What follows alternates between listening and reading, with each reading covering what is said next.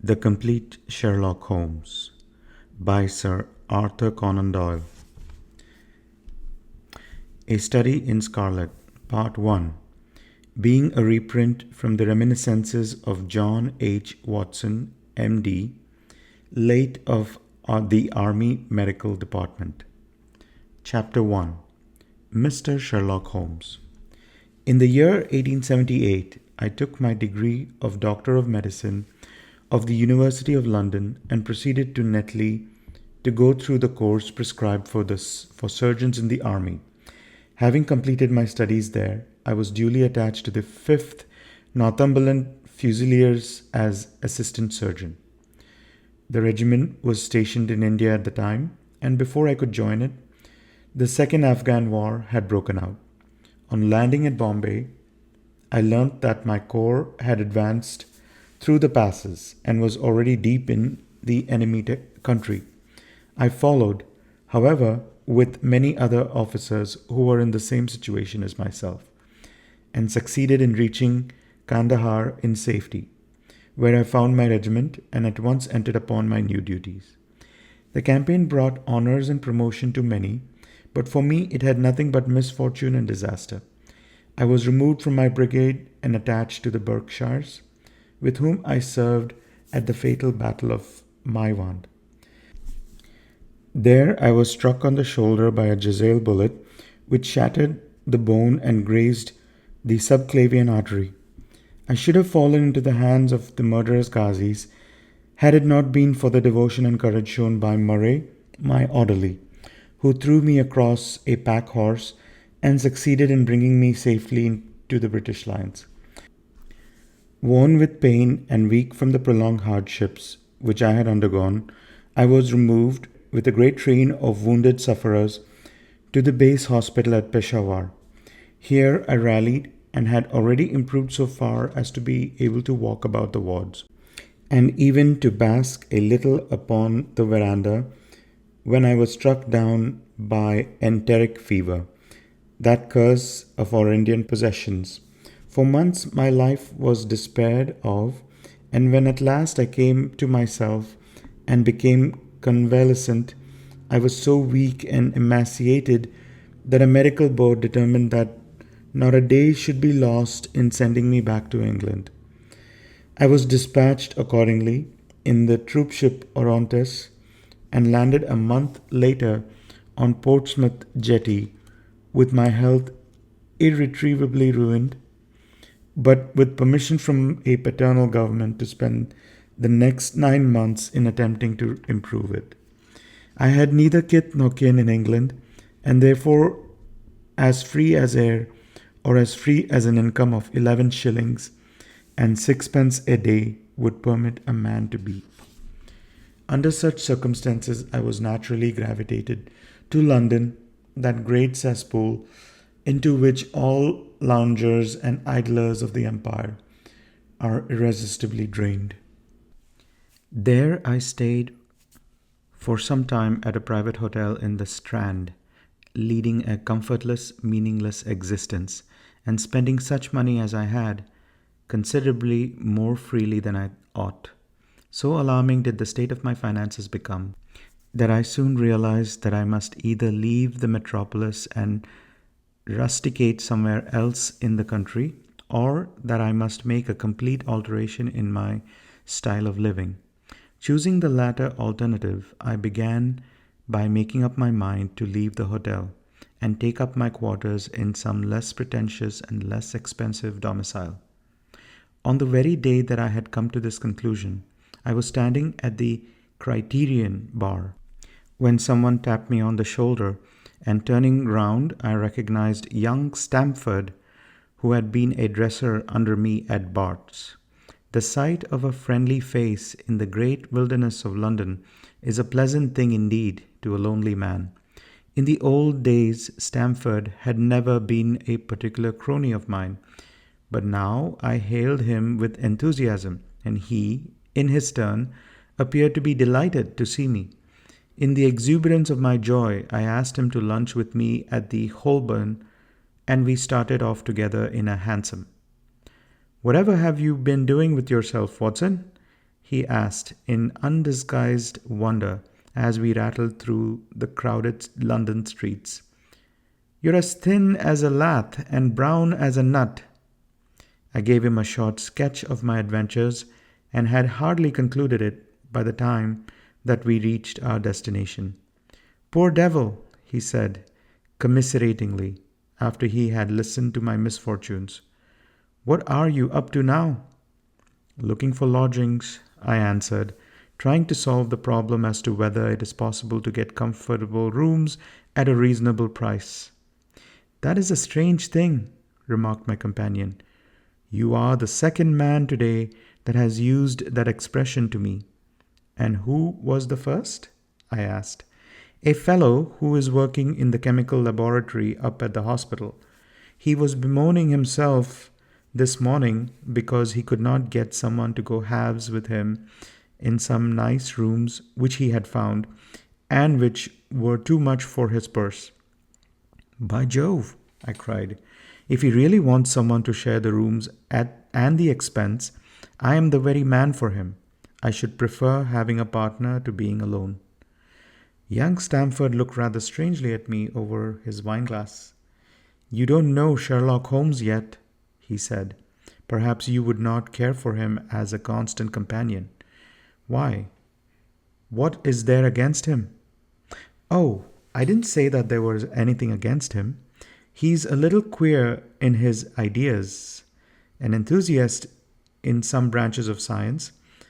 As far as I know, he's a decent fellow, though. A medical student, I suppose? Said I. No, I have no idea what he intends to go in for. I believe he is well up in anatomy, and he's a first-class chemist. But as far as I know, he has never taken out any systematic medical classes. His studies are very desultory and eccentric, but he has amassed a lot of out-of-the-way knowledge which would astonish his professors. Did you ever ask him what he was going in for? I asked. No, he's not a man that is easy to draw out, though he can be communicative enough when the fancy seizes him. I should like to meet him, I said. If I am to lodge with anyone, I should prefer a man of studious and quiet habits. I am not strong enough yet to stand much noise or excitement. I had enough of both in Afghanistan to last me for the remainder of my natural existence. How could I meet this friend of yours? He is sure to be at the laboratory, returned my companion. He either avoids the place for weeks, or else he works there from morning till night. If you like, we will drive around together after luncheon. Certainly, I answered, and the conversation drifted away into other channels. As we made our way to the hospital after leaving the Holborn, Stamford gave me a few more particulars about the gentleman whom I proposed to take as a fellow lodger. You mustn't blame me if you don't get on with him, he said. I know nothing more of him than I have learned from meeting him occasionally in the laboratory. You proposed this arrangement, so you must not hold me responsible. If we don't get on it, it will be easy to part company, I answered. It seems to me, Stamford, I added, looking hard at my companion, that you have some reason for washing your hands of the matter. Is this fellow's temper so formidable, or what is it? Don't be mealy-mouthed about it. It is not easy to express the inexpressible, he answered with a laugh. Holmes is a little too scientific for my taste. It approaches to cold-bloodedness. I could imagine his giving a friend a little pinch of the latest vegetable alkaloid, not out of malevolence, you understand, but simply out of a spirit of inquiry in order to have an accurate idea of the effects. To do him justice, I think he would take it himself with the same readiness. He appears to have a passion for definite and exact knowledge. Very right, too. Yes, but it may be pushed to excess. When it comes to beating the subjects in the dissecting rooms with a stick, it is certainly taking rather a bizarre shape. Beating the subjects? Yes, to verify how far bruises may be produced after death. I saw him at it with my own eyes. And yet you say he's not a medical student? No, heaven knows what the objects of his studies are. But here we are, and you must form your own impressions of him. As he spoke, we turned down a narrow lane and passed through a small side door which opened into a wing of the great hospital. It was familiar ground to me, and I needed no guiding as we ascended the bleak stone staircase and made our way down the long corridor with its vista of whitewashed wall and dun-colored doors. Near the farther end, a low-arched passageway branched away from it and led to the chemical laboratory.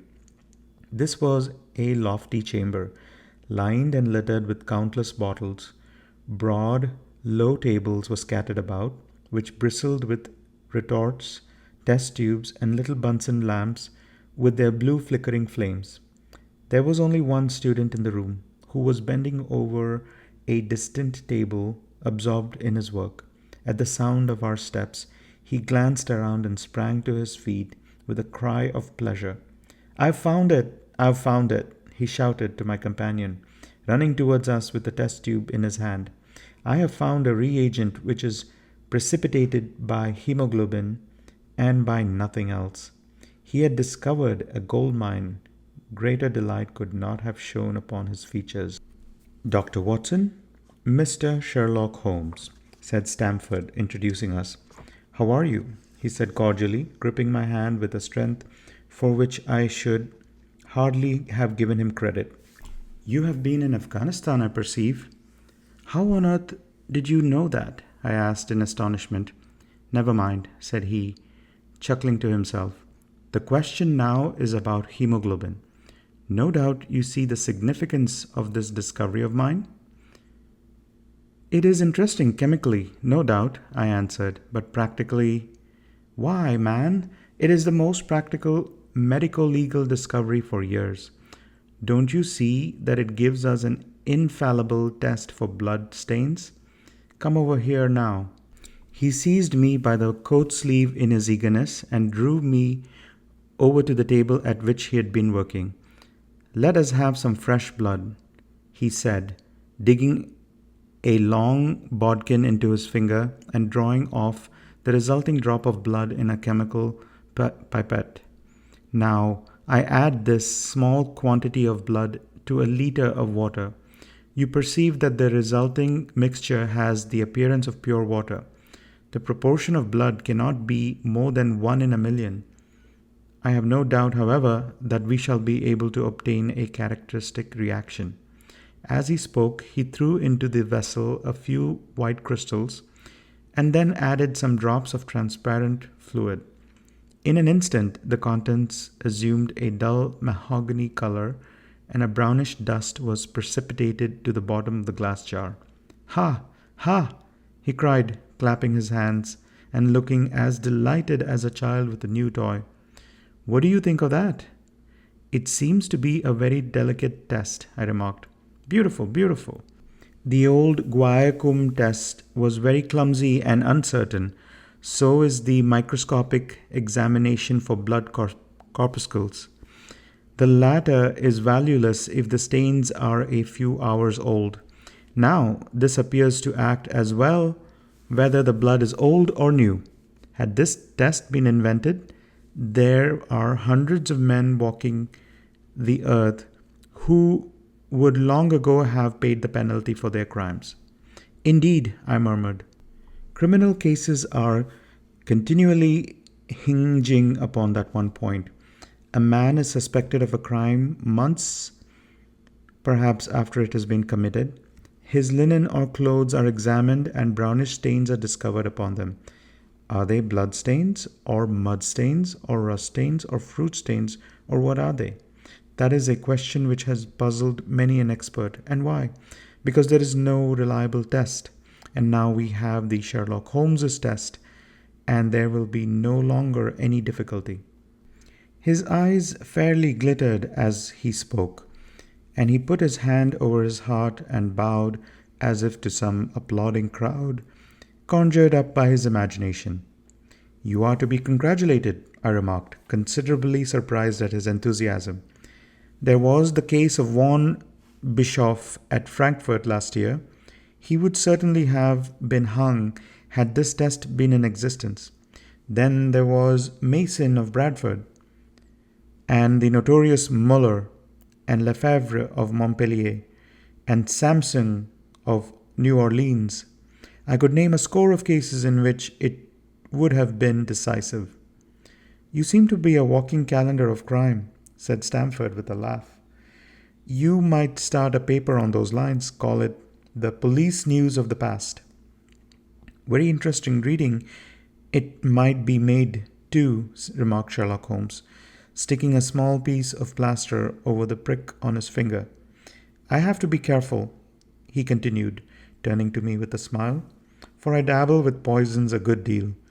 He held out his hand as he spoke, and I noticed it was all mottled over with similar pieces of plaster, and discolored with strong acids.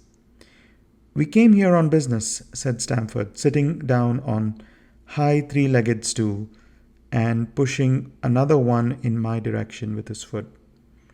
My friend here wants to take diggings, and you were complaining that you could get no one to go halves with you.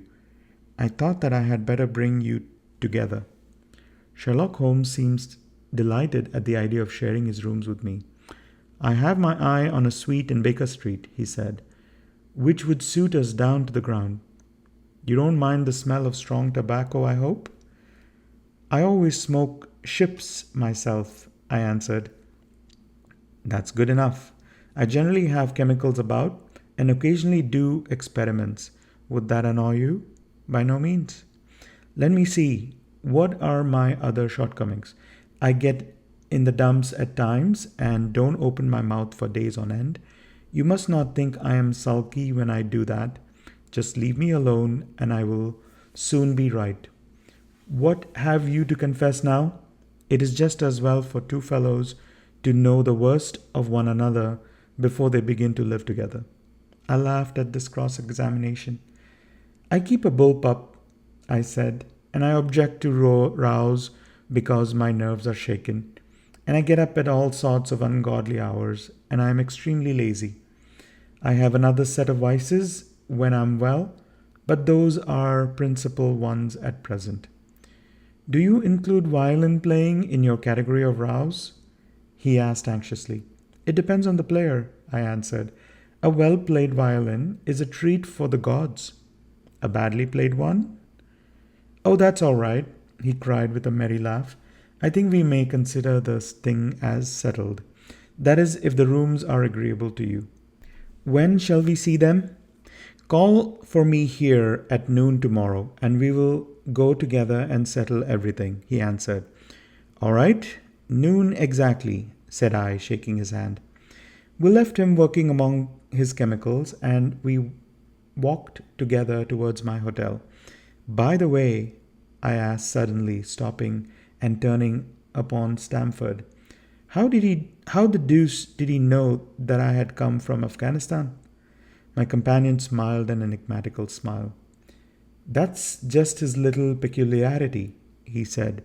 A good many people have wanted to know how he finds things out. Oh, a mystery, is it? I cried, rubbing my hands. This is very piquant. I am much obliged to you for bringing us together. The proper study of mankind is man, you know. You must study him then, Stamford said as he bade me goodbye. You'll find him a knotty problem, though.